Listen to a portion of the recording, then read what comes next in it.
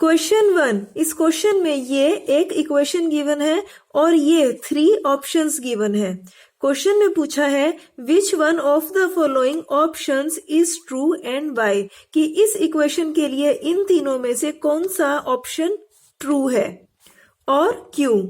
लिखा है y is equal to 3x plus 5 has, first option a unique solution, यानी ये जो इक्वेशन है इसका एक यूनिक सॉल्यूशन होगा, या फिर सेकंड ऑप्शन है ओनली 2 सॉल्यूशन, इस इक्वेशन के केवल 2 सॉल्यूशंस होंगे, और थर्ड ऑप्शन है इनफाइनाइटली मैनी सॉल्यूशन, कि इस इक्वेशन के इनफाइनाइटली मैनी सॉल्यूशन होंगे। तो इन तीनों में से कौन सा ऑप्शन इस इक्वेशन के लिए ट्रू है, यानी ये इक्वेशन कितने सॉल्यूशन देगी, यूनिक यानी केवल एक सॉल्यूशन देगी, केवल 2 सॉल्यूशन देगी, या फिर इनफाइनाइटली मैनी सॉल्यूशन, हमें ये बताना है और अपना ऐसा आंसर बताने का रीजन भी देना है। अब इस इक्वेशन को यहाँ पे समझते हैं। इक्वेशन है y is equal to 3x plus 5। अब इस इक्वेशन में एक वेरिएबल है x और एक वेरिएबल है y। यहाँ पे x इसकी हाईएस्ट पावर है 1 और y इसकी पावर है 1। तो ऐसी इक्वेशन जिसमें वेरिएबल्स की हाईएस्ट पावर 1 होती है लीनियर इक्वेशन कहलाती है।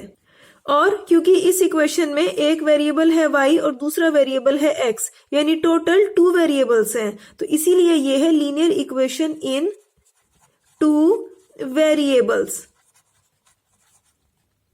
अब किसी लीनियर इक्वेशन इन 2 वेरिएबल्स, इसके हमेशा इनफाइनाइटली मैनी सॉल्यूशंस होते हैं। कैसे? किसी लीनियर इक्वेशन इन 2 वेरिएबल्स, इसका सॉल्यूशन हम कैसे फाइंड आउट करते हैं? इसके लिए हम यहाँ पे लिखते हैं इक्वेशन को y is equal to 3x plus 5। अब इस इक्वेशन में 2 वेरिएबल्स हैं x और y, तो हम अपनी तरफ से कोई भी वेरिएबल ले लेते हैं, जैसे हमने ले लिया वेरिएबल x। अब इसकी अपनी ही तरफ से कोई भी वैल्यू ले लेते हैं, तो हमने वैल्यू ले ली 0। 0 से कैलकुलेशन इजी रहती है। अब इस 0 को हम इस इक्वेशन में x की जगह रखेंगे, तो यहाँ पे हमने लिखा y is equal to 3x, इसकी जगह हमने लिखा 0 प्लस 5। सॉल्व करते हैं, y is equal to 3 into 0 यानी 0 प्लस 5, तो यहाँ पे मिल गया y is equal to 0 plus 5 यानी 5। तो अब ये जो x और y की वैल्यू है, यही है इस इक्वेशन का सॉल्यूशन। अब लीनियर इक्वेशन इन 2 वेरिएबल्स, इसके सॉल्यूशन को लिखते हैं ऑर्डर्ड पेयर की फॉर्म में। इसके लिए हम ब्रैकेट लगाते हैं, पहले लिखते हैं वेरिएबल x की वैल्यू कॉमा, फिर लिखते हैं वेरिएबल y की वैल्यू, ब्रैकेट क्लोज। तो यहाँ पे सॉल्यूशन लिखते हैं ऑर्डर्ड पेयर की फॉर्म में, ब्रैकेट, पहले लिखी x की वैल्यू यानी 0 कॉमा, फिर लिखी y की वैल्यू यानी 5, ब्रैकेट क्लोज। तो यही है इस इक्वेशन का सॉल्यूशन। अब यहाँ पे एक पॉइंट ध्यान देने का है कि किसी भी लीनियर इक्वेशन इन 2 वेरिएबल्स, इसका सॉल्यूशन x और y की ऐसी वैल्यूज होती हैं जिनको अगर इस इक्वेशन में x और y की जगह रखें तो ये इक्वेशन सेटिस्फाई हो जाती है, यानी इस इक्वेशन में left hand side is equal to right hand side के आ जाती है।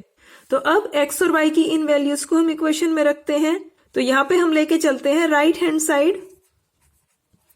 तो अब यहाँ पे लिखा 3x, इसकी जगह हमने वैल्यू रखी 0 प्लस 5, 3 इंटू 0 यानी 0 प्लस 5, 0 प्लस 5 यानी 5।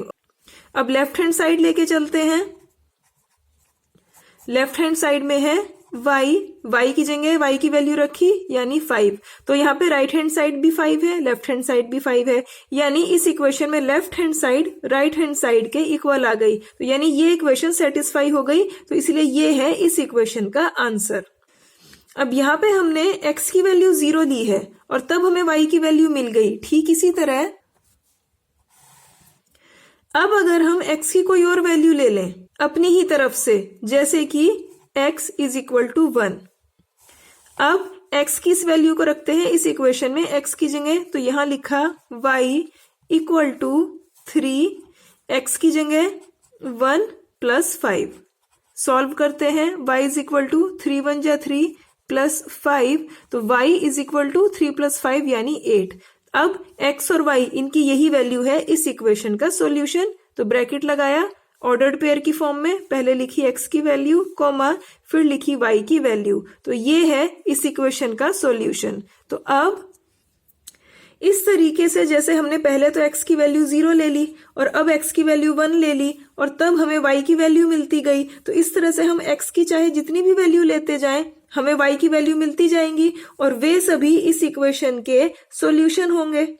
तो हम तो x की कोई भी वैल्यू ले सकते हैं, हम यहाँ पे कोई भी नंबर ले सकते हैं। हमारे पास इनफाइनाइट नंबर्स हैं जो हम x की वैल्यू ले सकते हैं और हर x की वैल्यू के लिए हमें y की वैल्यू मिलती जाएगी। ठीक इसी तरह अब यहाँ पे तो हमने x की वैल्यू ली थी, अब हम ले लेते हैं y की कोई वैल्यू। जैसे अब की y की वैल्यू ले ली हमने 0। अब y इज इक्वल टू 0 इसको रखते हैं इस इक्वेशन में y की जगह। तो यहाँ पे लिखा हमने 0 इक्वल टू 3x प्लस 5।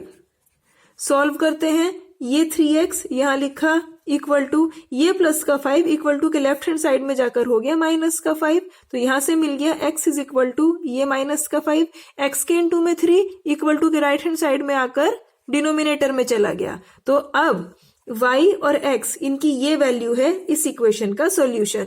तो ऑर्डर्ड पेयर की फॉर्म में लिखते हैं, ब्रैकेट पहले लिखी x की वैल्यू यानी माइनस में 5/3 और फिर लिखी y की वैल्यू ब्रैकेट क्लोज। ये भी है इस इक्वेशन का एक सॉल्यूशन। ठीक इसी तरह अब y की कोई और वैल्यू जैसे कि y इज इक्वल टू 1 ले लेते हैं, यहाँ इक्वेशन में रखते हैं। y की जगह लिखा 1 equal to 3x plus 5। Solve करते हैं, ये लिखा 3x इक्वल टू ये 1 यहाँ लिखा, ये प्लस का 5 इक्वल टू के लेफ्ट हैंड साइड में जाकर हो गया माइनस में 5 आ गया। 3x is equal to 1 minus 5 यानी माइनस में 4। तो यहाँ आ गया x इज इक्वल टू -4/3। तो x और y इनकी ये वैल्यू है अब इस इक्वेशन का एक और सॉल्यूशन। ब्रैकेट लगाया, पहले लिखी x की वैल्यू -4/3 कोमा फिर लिखी y की वैल्यू 1। तो ये भी है इस इक्वेशन का सॉल्यूशन। तो यानी अब हम y की जो भी वैल्यू लेते जाएंगे उसके लिए हमें x की वैल्यू मिलती जाएगी और वो इस इक्वेशन के सॉल्यूशन बनती जाएगी। तो इसी तरह हम y की वैल्यू वे भी इनफाइनाइट ले सकते हैं, हमारे पास इनफाइनाइट नंबर हो सकते हैं, हम कोई भी वैल्यू ले सकते हैं। तो जो भी y की वैल्यू लेंगे उसके लिए x की वैल्यू मिल जाएगी। तो इस तरह से हमें यहाँ भी इनफाइनाइटली सॉल्यूशन मिलते चले जाएंगे। ठीक इसी तरह जब हम x की वैल्यू लेते जा रहे थे तो तब भी हमें इनफाइनाइटली मैनी सॉल्यूशन मिलते जा रहे थे। तो यानी कोई भी जो लीनियर इक्वेशन होती है इन 2 वेरिएबल्स उसके हमेशा इनफाइनाइटली मैनी सॉल्यूशन होते हैं। जब जब हम x की अलग अलग वैल्यू लेते जाएंगे उसके लिए हमें y की वैल्यू मिलती जाएगी और इस तरह इनफाइनाइटली मैनी सॉल्यूशन मिलते जाएंगे। ठीक इसी तरह अगर हम y की अलग अलग वैल्यू लेना शुरू कर दें इनफाइनाइट तक तो हम इनफाइनाइट तक कितनी भी वैल्यू ले सकते हैं और तब उसके लिए हमें x की भी उतनी ही वैल्यू मिलती जाएंगी और इस तरह से हमें इनफाइनाइटली मैनी सॉल्यूशंस मिलते जाएंगे। तो इसीलिए इस क्वेश्चन 1 इसका आंसर है ये ऑप्शन 3, यानी ये जो लीनियर इक्वेशन इन 2 वेरिएबल्स है इसके इनफाइनाइटली मैनी सॉल्यूशंस होंगे। तो लिखते हैं ऑप्शन 3 बिकॉज क्योंकि for every value of x की हर वैल्यू के लिए, जैसे यहाँ पे पहले x की वैल्यू 0 ली 1 ली और इनफाइनाइट तक हम कोई सी भी वैल्यू ले सकते हैं। There is a corresponding value of y, हर बार हमें x की इन वैल्यूज के लिए एक कॉरस्पॉन्डिंग y की वैल्यू मिल रही थी। तो x की इन सभी इनफाइनाइट वैल्यूज के लिए हमें कॉरस्पॉन्डिंग y की भी इनफाइनाइट वैल्यूज मिलती जाएंगी और तब हमें इनफाइनाइटली सॉल्यूशन मिलते जाएंगे। एंड वाइस वर्सा यानी जैसे पहले x इसकी हमने अलग अलग वैल्यू ली थी इनफाइनाइट तक और तब y की हमें इनफाइनाइट कॉरस्पॉन्डिंग वैल्यूज मिलती जा रही थी। इसी तरह हम y की भी इनफाइनाइट तक अलग अलग वैल्यूज लेते जाएंगे और x की भी अलग अलग कॉरस्पॉन्डिंग वैल्यूज मिलती जाएंगी इनफाइनाइट तक। तो इसीलिए ये जो इक्वेशन है वो हमेशा इनफाइनाइटली मैनी सॉल्यूशन रखेगी। तो इसीलिए option 3 a linear equation in 2 variables has infinitely many solutions answer.